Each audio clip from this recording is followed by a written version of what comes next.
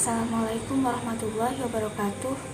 Perkenalkan, saya Mutiara Ratnahandayani dengan NIM akhir 118 dari Prodi Ekonomi Pembangunan Fakultas Ekonomi dan Bisnis Universitas Trunojoyo Madura. Di sini saya akan mempresentasikan mengenai pemahaman sudut pandang empiris terhadap aliran pemikiran ekonomi fisiokrat dan merkantilisme. Baiklah, saya akan mulai menjelaskan pada bagian awal, yaitu sudut pandang pemikiran.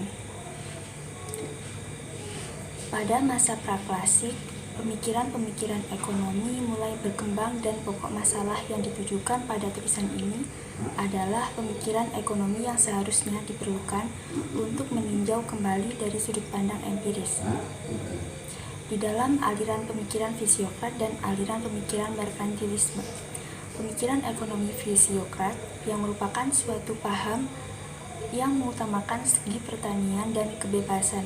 Pemikiran manusia tentang ekonomi berarti mencari dasar filsafat tindakan ekonomi.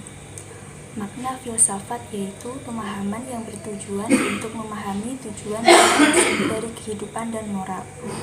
Pandangan aliran pemikiran ekonomi fisiokrat mampu menguraikan permasalahan ekonomi dan gejala ekonomi seperti perdagangan, uang, dan ekonomi di negara.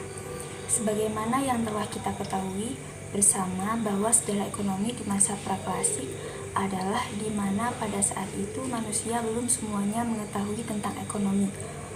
Walaupun di masa itu juga sudah terjadi barter atau dengan kata lain pertukaran antara barang-barang yang dianggap berharga dengan kebutuhan ekonomi seperti makanan, pakaian, dan masih banyak lagi yang lainnya.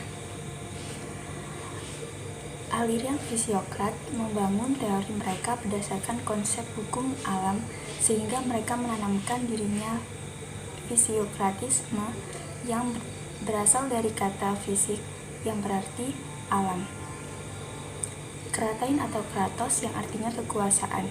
Dengan kata lain, penganut aliran ini percaya bahwa sumber daya alam adalah sumber dari kekayaan. Kaum fisiokrat percaya bahwa alam diciptakan Tuhan penuh keselarasan dan keharmonisan. Kaum fisiokrat percaya bahwa sistem perekonomian juga mirip dengan alam yang penuh harmonis tersebut. Dengan demikian, setiap tindakan manusia dalam memenuhi kebutuhan masing-masing juga akan selaras dengan kemakmuran masyarakat. Banyak beri manusia kebebasan dan biasakan mereka melakukan yang terbaik bagi dirinya masing-masing. Paham merkantilisme berpendapat bahwa jika suatu negara mau maju atau makmur, maka negara itu harus melakukan perdagangan dengan negara lain. Jika negara maju atau kaya, maka negara itu dapat menjajah negara lain karena pada zaman itu para penguasa sudah kekurangan kekuasaan. Dan pada saat itu emas diukur sebagai kekayaan dari suatu negara. Siapa yang punya banyak emas dan perak, maka negara itu kaya raya. Paham ini melihat bahwa di dalam perdagangan internasional mengupayakan ekspor lebih besar daripada impor atau balance of trade surplus. Kalau ekspor lebih besar dari impor, berarti devisa juga akan besar dan negara itu akan kaya. Karena hal ini bisa membuat pendapatan negara akan menjadi bertambah.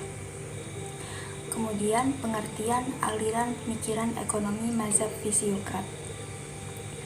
Aliran fisiokrat adalah suatu paham yang mengutamakan segi pertanian dan kebebasan. Mazhab fisiokrat memiliki pandangan bahwa hukum alam itu dapat mengatur manusia. Jadi seluruh kegiatan manusia harus dibawa ke dalam harmoni dengan hukum alam. Fisiokrat merupakan kelompok ekonom yang percaya karena kemakmuran suatu negara hanya bisa dicapai melalui agrikultur. Di dalam aliran fisiokrat membangun teori mereka berdasarkan konsep hukum alam, sehingga mereka menanamkan dirinya fisiokratisme. Buku kuisnya yang berjudul Analyse du tableau économique tahun 1758 adalah usaha pertama pembuatan model matematika terhadap seluruh aspek ekonomi dan menunjukkan bagaimana sesungguhnya hubungan antar bagian ekonomi tersebut. Lalu pandangan kaum fisiokrat dalam instrumen kebijakannya. Yang pertama, pandangan kaum fisiokrat tentang perekonomian suatu negara, bahwa kaum fisiokrat melihat suatu kemajuan yang besar dalam bidang ekonomi hanya dapat ditemukan dalam alam. Dalam arti bahwa alam merupakan sumber daya kebutuhan alamiah manusia. Tugas ekonomi adalah mencari sarjana yang tepat untuk mencapai sumber tersebut dengan kerja dan penghargaan sosial. Yang kedua, pandangan kaum fisiokrat tentang kemakmuran suatu masyarakat, bahwa kaum fisiokrat percaya suatu sistem perekonomian mirip dengan alam yang penuh harmoni. Setiap tindakan manusia dalam upaya memenuhi kebutuhannya masing-masing akan selaras dengan kemakmuran masyarakat banyak. Manusia membutuhkan kebebasan dan biarkan mereka melakukan yang terbaik bagi dirinya masing-masing. Selanjutnya, konsep dasar aliran ekonomi fisiokrat. Konsep dasar aliran ekonomi fisiokrat sebagai berikut. Yang pertama, kaum fisiokrat percaya bahwa alam diciptakan Tuhan penuh keselarasan dan keharmonisan. Yang kedua, kaum fisiokrat percaya bahwa sistem perekonomian juga mirip dengan alam yang penuh harmonis tersebut. Yang ketiga, beri manusia kebebasan dan biarkan mereka melakukan yang terbaik bagi dirinya masing-masing. Kemudian saya akan menjelaskan mengenai tokoh-tokoh aliran ekonomi fisiokrat. Tokoh-tokoh pemikir aliran fisiokrat yang dominan kontribusinya terhadap perkembangan pemikir ekonomi adalah sebagai berikut. Yang pertama, Francois Quesnay tahun 1694 sampai 1774. Tokoh utama aliran fisiokrat, ia adalah seorang ekonom Prancis dan merupakan pemimpin intelektual fisiokrat, yaitu sekolah sistematis pertama ekonomi di Prancis. Salah satu judul buku yang pernah ia tulis adalah Tableau Economique, merupakan buku yang berisi usaha pertama pembuatan model matematika terhadap seluruh aspek ekonomi dan menunjukkan bagaimana sesungguhnya hubungan antar bagian ekonomi tersebut. Beberapa keunggulan, kekuatan atau nilai positif pemikiran Quesnay adalah intervensi pemerintah dalam perekonomian hanya akan merusak keseimbangan yang sudah tercipta secara alami. Sumber kekayaan negara dan masyarakat adalah tanah dan lahan. Melihat bahwa perekonomian adalah suatu rangkaian yang saling terkait dengan satu yang lain, artinya sektor-sektor ekonomi yang membangun suatu struktur ekonomi adalah saling terkait antara satu dengan yang lain. Kemudian, pemikiran Quesnay yang masih relevan dengan kondisi terkini sebagai berikut. Yang pertama, perekonomian merupakan rangkaian yang terintegrasi antara satu dengan yang lainnya. Pemikiran bahwa pertanian perlu mendapat perhatian yang cukup dari pemerintah karena sekitar 85% penduduk Indonesia hidup dan bermata pencaharian di sektor pertanian atau hidup sebagai petani. Tokoh yang kedua adalah Plato. Plato menganggap manusia sebagai makhluk sosial. Sebagai manusia, mereka hidup bukan dan memang tidak bisa mencukupi kebutuhannya sendiri. Begitu tidak percayanya Plato pada orang perorangan, sehingga ia juga menganjurkan agar hak pemilikan privat dihapus. Yang ketiga, Sir William Petty tahun 1623 sampai 1687. Sir William Petty memberikan sumbang terhadap perkembangan teori ekonomi. Petty adalah ekonomi pertama kali yang mendefinisikan gagasan surplus dan ahli ekonomi pertama yang menjelaskan tanah berdasarkan gagasan surplus. Dia juga memikirkan secara mendalam tentang keuangan publik. Kemudian tokoh fisiokrat yang keempat adalah John Locke tahun 1632 sampai 1704. Locke memberikan 5 kontribusi terhadap perkembangan ilmu ekonomi. 3 buah bersifat filosofis dan 2 buah bersifat ekonomi. Ia memberikan justifikasi filosofis untuk kepemilikan pribadi dan negara. Ia mengembangkan metodologi yang membantu ekonomi menjadi ilmiah. Sumbangan Locke untuk perkembangan ilmu ekonomi lainnya adalah teori yang berkaitan dengan uang dan bunga.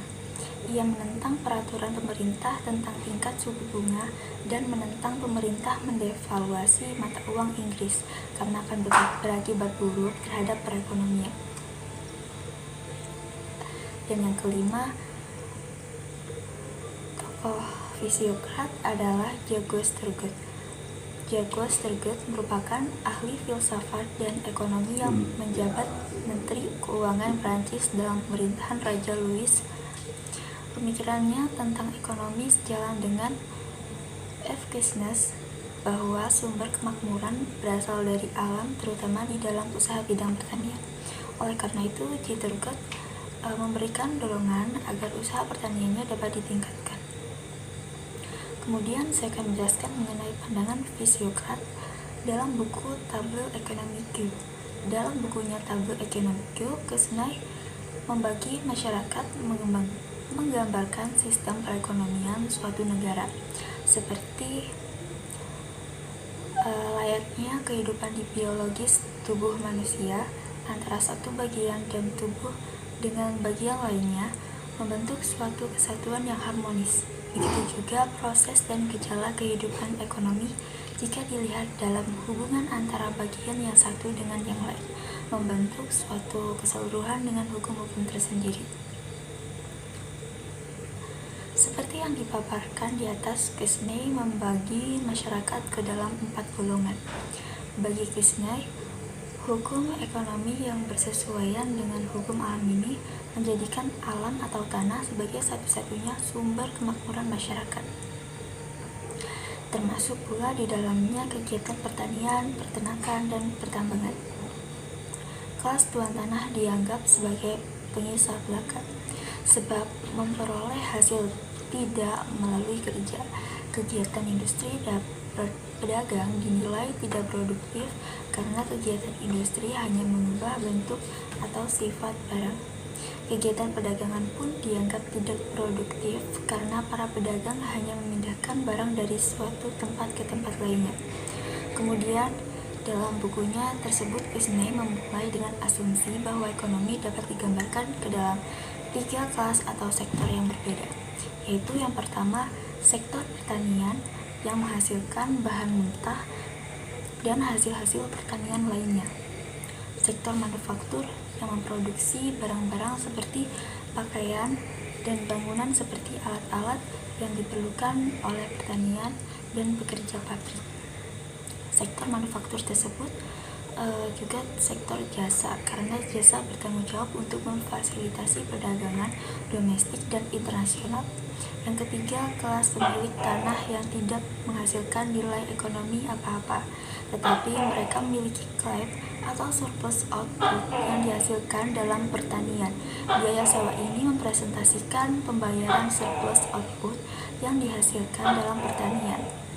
Biaya sewa ini mempresentasikan pembayaran surplus kepada pemilik tanah, dan pandangan ini dikenal dengan teori sewa fisiokrat. Kemudian saya akan menjelaskan mengenai konsep dasar aliran ekonomi merkantilisme. Konsep dasar pada aliran ekonomi merkantilisme muncul pertama kali pada abad 17 dan pertengahan pertama abad 18 saat terbit bukunya Adam Smith pada tahun 1776, yaitu Wealth of Nations. Munculnya paham merkantilisme oleh para kaum aliran merkantilis pada dasarnya menitik beratkan kepada bidang ekonomi seperti masalah-masalah keduniawian. Oleh karena itu, pemahaman merkantilisme yang terbatas pada masalah keduniawian sehingga banyak bermunculan pendapat-pendapat yang muncul hanya saja memikirkan aspek ekonomis,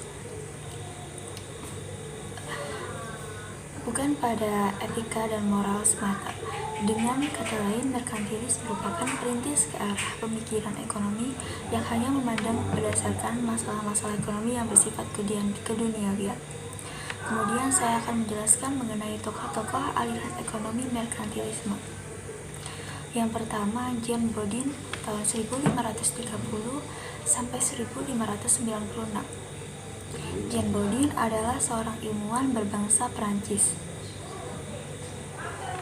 yang dapat dikatakan sebagai orang pertama yang secara sistematis menyajikan teori tentang uang dan harga. Menurutnya, bertambahnya uang yang diperoleh dari perdagangan luar negeri dapat menyebabkan naiknya harga barang-barang. Selain itu, kenaikan harga-harga barang juga dapat disebabkan oleh praktik monopoli dan pola hidup mewah dari kaum bangsawan dan raja. Kemudian yang kedua, tokoh merkantilisme adalah Thomas More tahun 1571 sampai 1641. Thomas More adalah seorang saudagar kaya yang berasal dari Inggris. Dia banyak menulis tentang perdagangan luar negeri. Buku berjudul England's Treasures by Foreign Trade menurut Thomas More untuk meningkatkan kekayaan negara.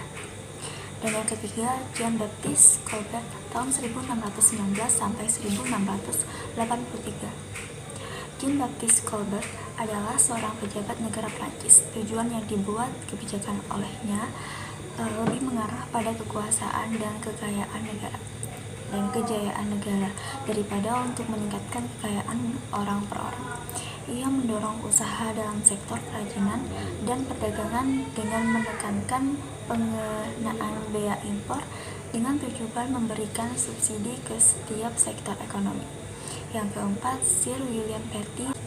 Sir William dengan karyanya yang berjudul A Treatise of Taxes and Contributions tahun 1662 yang berisi tentang teori upah yang menyatakan bahwa bukanlah jumlah hari kerja yang menentukan nilai suatu barang, melainkan biaya yang diperlukan agar para pekerja tersebut dapat tetap bekerja. Dengan kata lain, upah ditentukan oleh kebutuhannya untuk bisa tetap bekerja. Yang kelima, Sir Dudley North tahun 1641 sampai 1691. North adalah satu tokoh yang mendukung adanya perdagangan bebas tanpa adanya campur tangan dan intervensi dari pemerintah melalui perundang-undangan dan segala peraturannya. Ia juga menekankan bahwa pemerintah tidak perlu lagi mencegah larinya emas ke luar negeri selama emas tersebut digunakan sebagai keperluan perdagangannya. Yang keenam, tokoh merkantilisme yang terakhir ini adalah David Hume tahun 1711 sampai 1776. Dalam teorinya, Hume sangat memperhatikan faktor keadilan dan beranggapan bahwa ketidakadilan akan memperlemah suatu negara. Jika tidak terjadi keadilan, maka kekayaan yang dimiliki oleh kaum kaya akan didistribusikan lagi bagi kaum miskin. Kritik David Hume terhadap merkantilisme dikenal dengan Price-Passive Law mekanisme. Ia mengkritik bahwa dengan naiknya surplus dari logam mulia menyebabkan money supply meningkat. Kemudian saya akan menjelaskan mengenai asumsi-asumsi pemikiran ekonomi mazhab, fisiokrat, dan merkantilisme. Kaum fisiokrat percaya bahwa sistem perekonomian juga mirip dengan alam yang harmoni. Dengan demikian, setiap tindakan manusia dalam memenuhi kebutuhannya masing-masing juga akan selaras dengan kemakmuran rakyat banyak. Manusia diberi kebebasan dan melakukan yang terbaik bagi dirinya masing-masing. Pemerintah tidak perlu campur tangan dan alam akan mengatur. Semua pihak akan senang dan bahagia. Karena bagi Kuznets, kaum petani yang paling produktif di antara keempat golongan tersebut, Kuznets menganjurkan agar kebijaksanaan yang diambil oleh pemerintah harus ditujukan untuk meningkatkan tarif hidup petani. Dengan dasar pandangan di atas, kaum merkantilisme yang menganggap bahwa sumber utama kemakmuran negara adalah dari surplus yang diperoleh dari perdagangan luar negeri, dianggap sebagai suatu pandangan keliru oleh kaum fisiokrat. Kaum fisiokrat juga mengkritik kaum merkantilisme yang menciptakan berbagai regulasi perdagangan ketika seharusnya dibebaskan dari kontrol. Kaum merkantilisme dituduh telah membuat barang-barang menjadi lebih mahal dengan menetapkan pajak yang tinggi.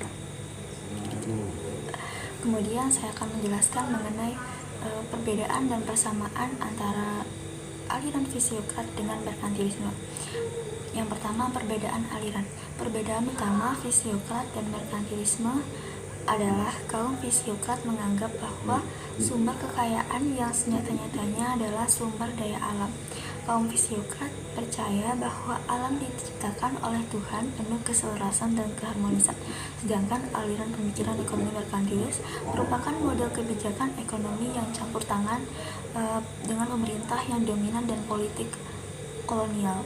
Aliran fisiokrat berasal dari kata fisuk yang artinya alam atau kekuasaan, di mana mereka percaya bahwa sumber kekayaan itu adalah sumber daya alam.